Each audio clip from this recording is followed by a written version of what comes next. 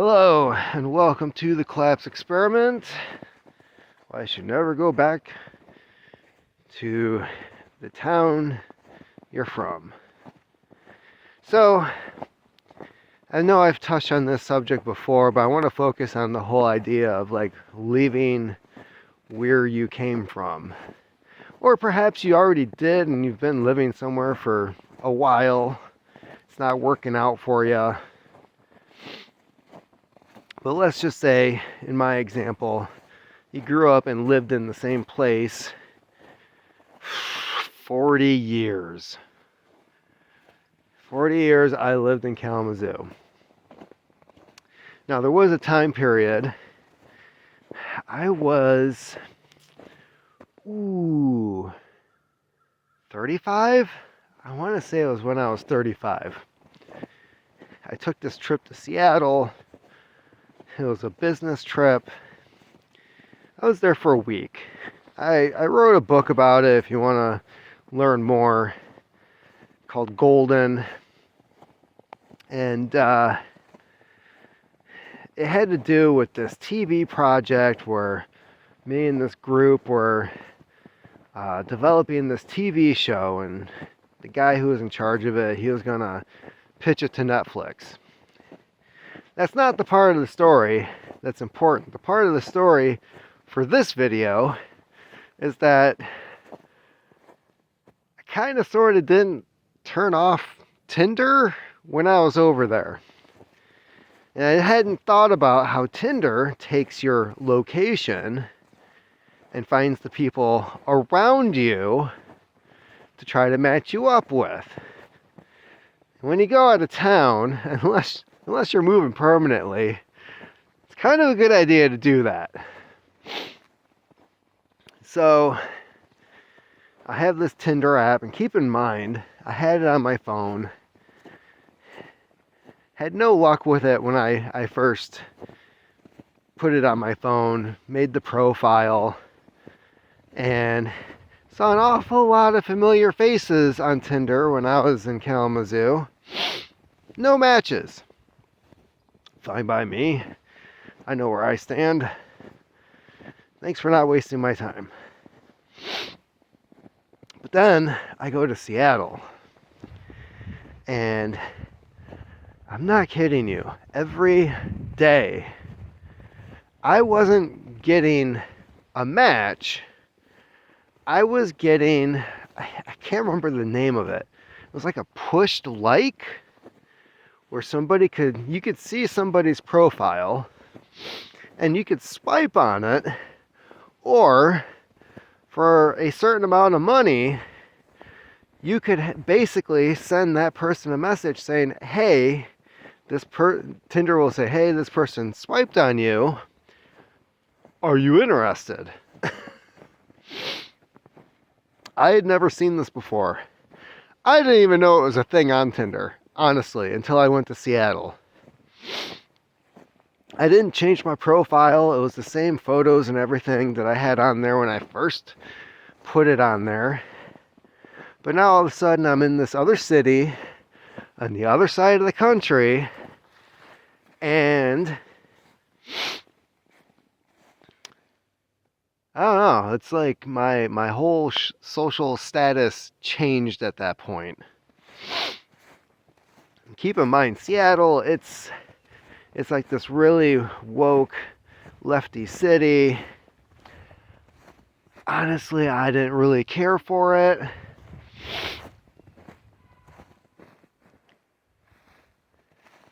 But I gotta go check this out. Something's happening. Hawk was flying over the chicken coop. So the rooster started going nuts, doing his job. But apparently the rest of my chickens have brain damage or something, because nobody ran into the chicken coop to get away from the thing flying over when the rooster is yelling out, hey, it's coming to kill us. They just stand there like, huh? So anyways, Seattle. yeah, I have to say, it would have been interesting to know, like, who these people were that were sending me, these push likes or whatever it's called over on Tinder.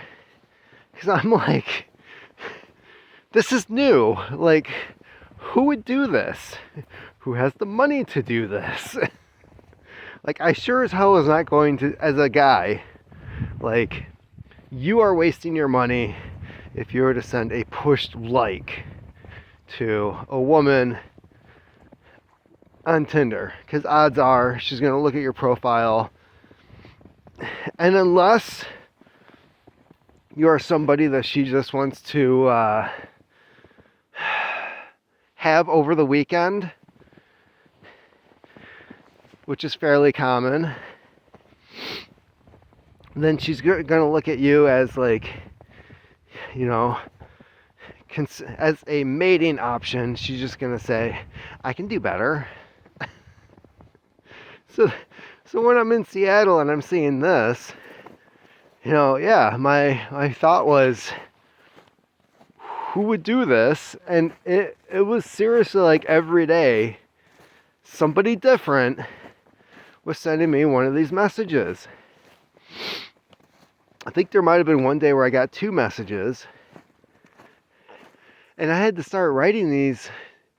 I would send a message back to these women saying, like, I'm only here for business, blah, blah, blah. I'm sorry, I left the app on, yada, yada, yada. And then, like, the whole message system would disappear. Obviously, they got the point. Like, not that I wasn't interested, but this isn't going anywhere. And being in Seattle and working with the people I was working with, I had no access to a car. There's like, I was going nowhere. I was just working on that show, and that was about it. There were a couple of times we went into town. We brought some beer back to the house that we were staying at. But other than that, there was like really no free range of going anywhere. So, I don't know. I kind of look back on that and realized that in my younger years, I'm guessing if I had actually just moved, gotten the hell away from Kalamazoo, I might have actually had like some type of dating life, because I really never had one. It was, there was no like, do I have a date for this weekend? It was like years in between people. And most of them, to be honest, like, never got intimate. It was, oh, this is a shit show, and I got the hell out of there. That happened several times. Several nightmare stories of dates gone wrong.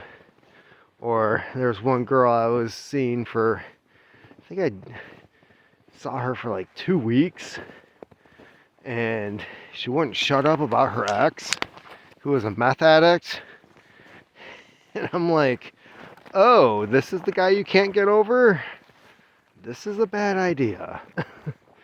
Like, I felt like she spent more time arguing with her kids about her ex-boyfriend, who left and stole all of her money out of her bank account, than she spent, like, moving on. Like, she was still defending the guy. Yes, you heard that correctly. Defending the guy who emptied her bank account so she couldn't pay rent and left town.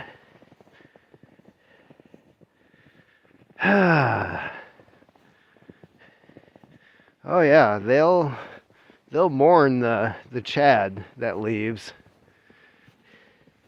no matter like how much it costs them in the end. But if you're the good guy that wants to be around, forget about it. Like, you are expendable. They don't care.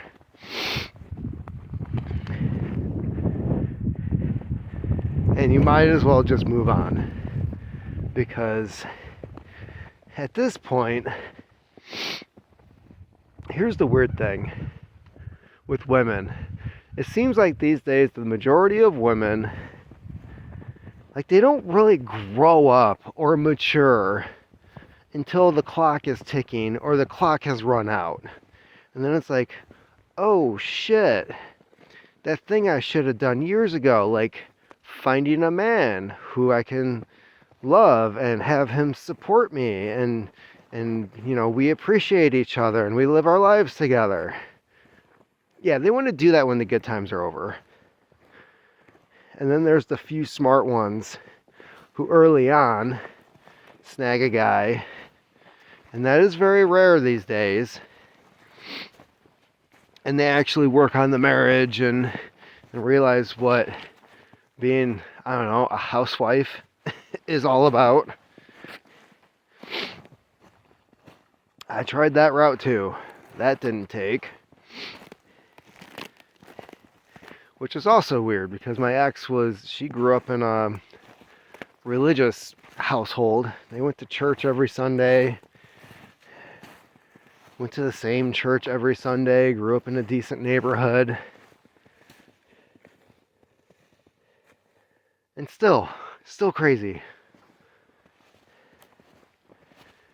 So anyways, never go back to the town that you're from. Because the thing is, you leave, you might have the experience I had where all of a sudden, like, you are a hot commodity. Like, you are the new thing. Like, women actually want to meet you. But you go back to the same town that you're from, good freaking luck. Good luck. People have their reasons to just not be interested. Something about, I don't know, status. I have no idea what it is. But if you find yourself in the town that you grew up in years after high school and you haven't been on a date in God knows how long, freaking leave. Just leave. Because there are places where like here where I live now, seems like men are in short supply because a lot of them are in jail or they leave town. Oh shit, is this where the deer was attacked? Whoa. Finding a bunch of fur and holy crap. I wonder what happened here. So anyways, that's about it. Never go back to the town that you came from.